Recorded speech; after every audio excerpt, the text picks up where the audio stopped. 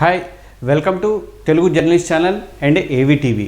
నేను ఈరోజు మీకు ఒక ముఖ్యమైనటువంటి వీడియో ఇవ్వబడుతున్నాను. ఈమె అందరికీ తెలుసు, మీకు జ్యోతి మల్హోత్రా. ఈమె దేశద్రోహి. ఈమె యూట్యూబర్ అని చెప్పుకునే దానికంటే ముందు ఈమె ఇప్పుడు ప్రస్తుతం దేశద్రోహిగా మిగిలింది. ఈమెతో పాటు 11 మందిని ఈమెతో సంబంధం ఉన్నటువంటి వీళ్ళందరూ కూడా అరెస్ట్ చేసింది ఎన్ఐఏ అండ్ హర్యానా పోలీసులు. ఇప్పుడు ఎంక్వైరీ అనేది చేస్తున్నారు. మీ అందరికీ తెలుసు, 4 రోజుల నుంచి నలుగుతుంది. ఈమె కాశ్మీర్తో పాటు లడఖ్, తర్వాత కేరళ, ఈ రాష్ట్రాలన్నింటిలో కూడా పర్యటనలు చేసింది. లగ్జరీ లైఫ్ని అనుభవించింది. తర్వాత ఢిల్లీలో ఉన్నటువంటి పాక్ ఎంబసీతో సంబంధాలు ఉన్నాయి ఈమెకి. దాంట్లో పనిచేసేటువంటి అధికారులతో సంబంధాలు అనేవి ఉన్నాయి. తర్వాత ఈమె పాకిస్తాన్కి ఎప్పుడు పడితే అప్పుడు టూర్కి వెళ్ళింది. విచ్చలవిడిగా అక్కడ ఇంటర్వ్యూలు చేసింది. ఎవరిని పెడతా పెద్ద పెద్ద ప్రముఖులు ఇంటర్వ్యూ చేసింది. ఎలా సాధ్యమైంది అనేది ఇప్పుడు తెలుస్తోంది. ఈ దేశద్రోహి మల్హోత్రా మూలాలు మన హైదరాబాద్లో కూడా కనిపిస్తున్నాయి. హైదరాబాద్లో కూడా ఈ జ్యోతి మల్హోత్రా వచ్చి ఇంటర్వ్యూలు అయ్యి చేసింది.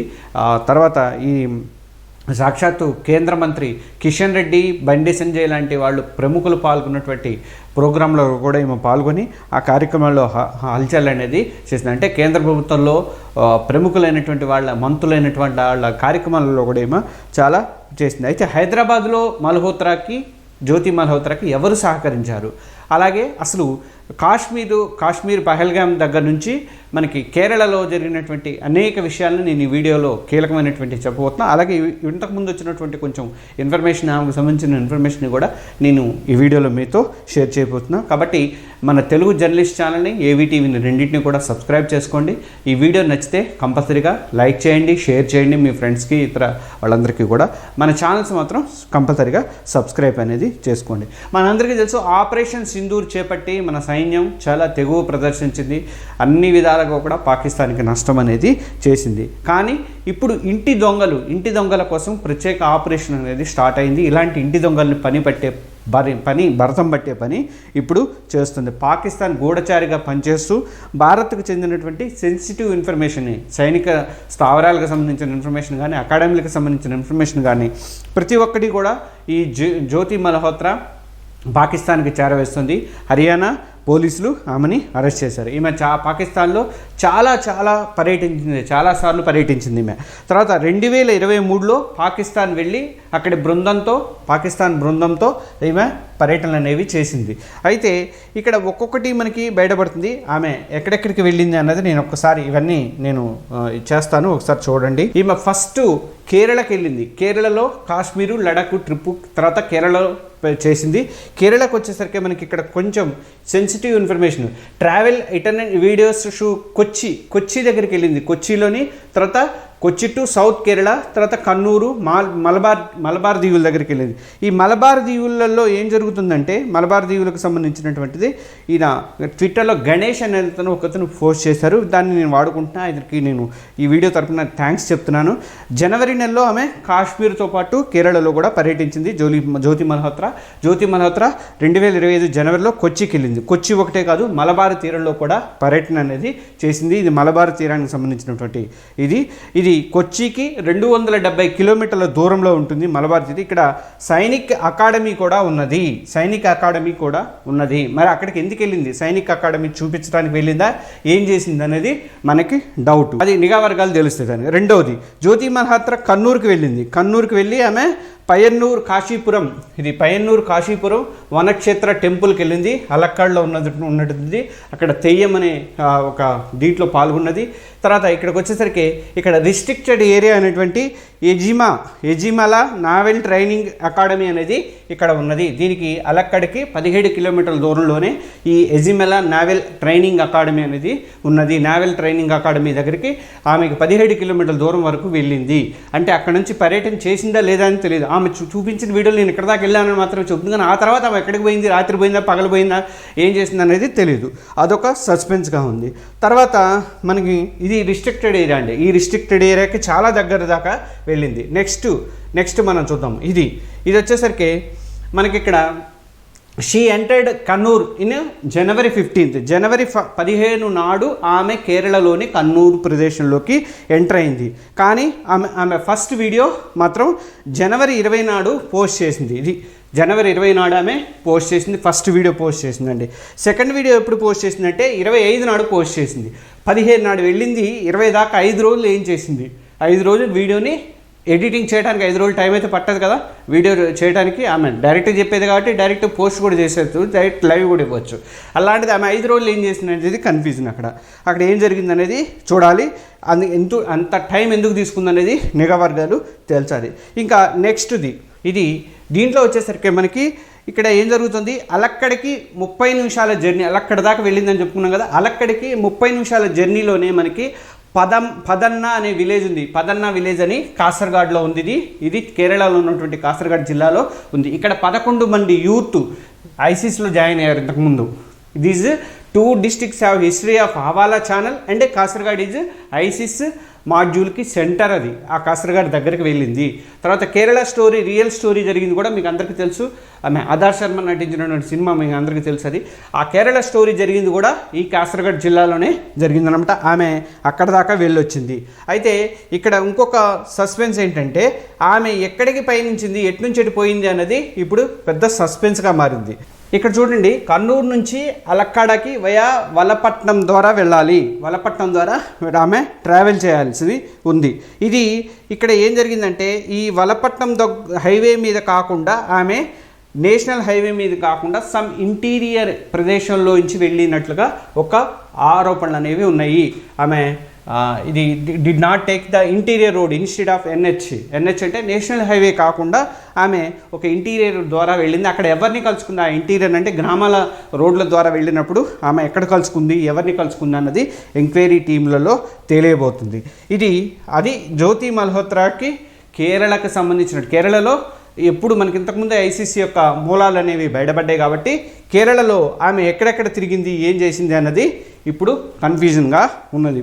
జ్యోతి మల్హోత్రా పశ్చిమ బెంగాల్ రాజధాని అయినటువంటి కోల్కతాలో కూడా ఆర్మీ హెడ్ క్వార్టర్స్లో కూడా వీడియోలు తీసినట్టుగా బయటపడింది. ఆ ఒక విషయం అయితే బయటకు వచ్చింది. ప్రస్తుతము Kolkata police special task force వాళ్ళు, తర్వాత బెంగాల్ పోలీసులు కలిసి ఈ జ్యోతి ఎక్కడెక్కడ తిరిగిందన్న ప్రాంతాల మీద దృష్టి అనేది పెడుతున్నారు. ముఖ్యంగా కోల్కతాలో, తర్వాత సిలిగుడిలో కూడా ఇంపార్టెంట్ ఆర్మీ రెజిమెంట్స్ అనేవి ఉన్నాయి. ఇవి కోల్కతాలో ఆర్మీ ఈస్టర్న్ కమాండ్స్కి హెడ్ ఆఫీస్ అనేది కూడా ఇక్కడే ఉంది. ఈ బరక్పూర్లో కూడా చాలా ప్రాంతాలు ఇండియన్ రాష్ట్ర పోలీసులను, తర్వాత ఇండియన్ ఆర్మీ ఆధీనంలో ఉన్నాయి. ఇవన్నీ కూడా ఆమె విచ్చలవిడిగా తిరిగింది. ఇక్కడ భారత వైమానిక దళం పాత స్టేషన్ కూడా ఉంది. ఇంకోటి చెప్పాలంటే బాగ్డోడ్రా, తర్వాత హసీమారా అనే ప్రదేశాల్లో కూడా వైమానిక దళ స్టేషన్స్ అనేవి ఉన్నాయి. తర్వాత 3 మౌంటైన్స్ డివిజన్ కలిగినటువంటి 33 కార్ప్స్ హెడ్ ఆఫీసులు కూడా సిలిగుడికి, పశ్చిమ బెంగాల్లోని సిలిగుడికి చాలా దగ్గరలో ఉన్నాయి.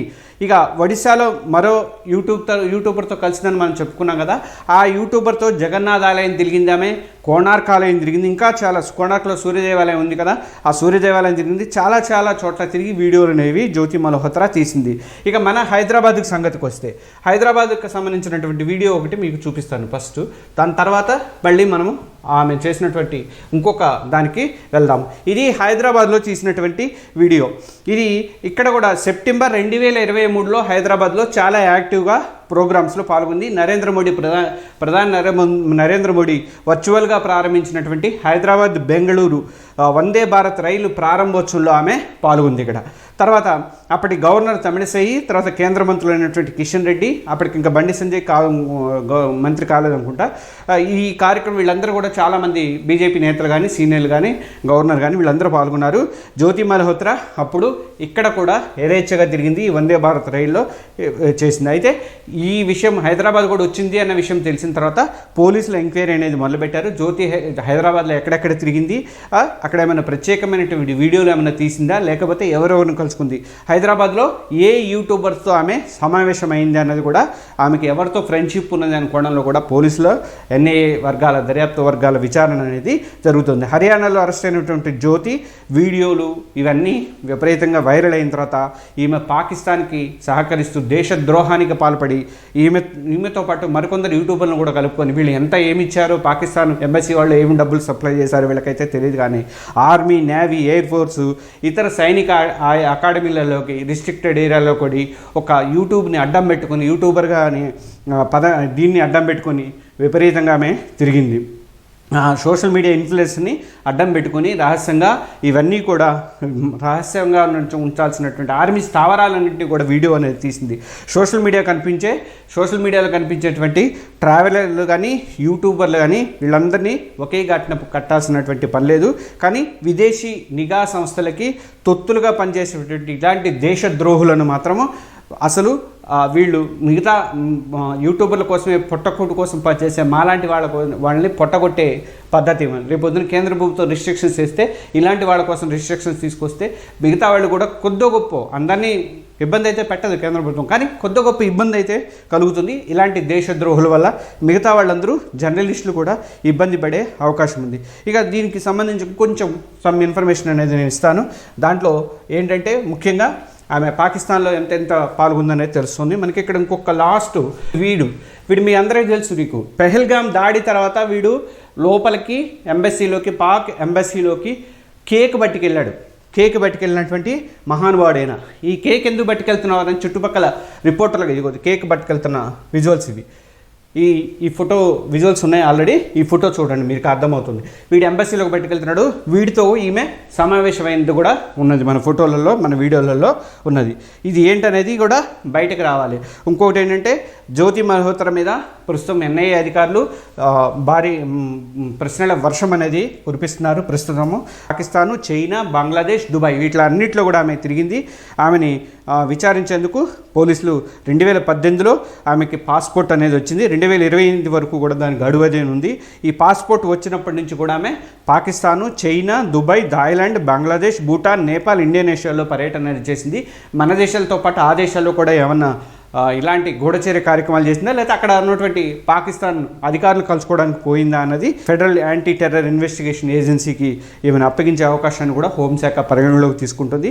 పాక్ హై కమిషన్ అధికారులు, పాక్ ఇంటెలిజెన్స్ అధికారుల విభాగాలకు చెందిన వ్యక్తుల కోసము సమాచారాన్ని సేకరించి ఆ వీడియోల ద్వారా కూడా వాళ్ళకి సమాచారాన్ని ఇచ్చినట్టుగా తెలుస్తోంది. ఆమె పాకిస్తాన్కి వెళ్ళినప్పుడు, ఇది పహల్గామ్ దగ్గర జరిగినటువంటి జనవరిలో పర్యటించింది. ఆమె జనవరిలో పర్యటించింది. తర్వాత ఏప్రిల్ 22న దాడి అనేది జరిగిందనమాట. ఇలా వీటన్నిటినీ కూడా ఇప్పటివరకు ఈమెతో పాటు 12 మందిని, జ్యోతి మల్హోత్రాతో 12 మందిని అరెస్ట్ చేశారు. వీళ్ళందరి లావాదేవీలు కానీ ఆర్థికంగా ఏమేమి లావాదేవీలు జరిగినాయి వీటన్నిటి మీద కూడా విచారణ అనేది జరుగుతుంది. ఇలాంటి మంచి మంచి వీడియోలు వస్తున్నటువంటి తెలుగు జర్నలిస్ట్ ఛానల్ని, ఏవీ టీవీని మీరందరూ కూడా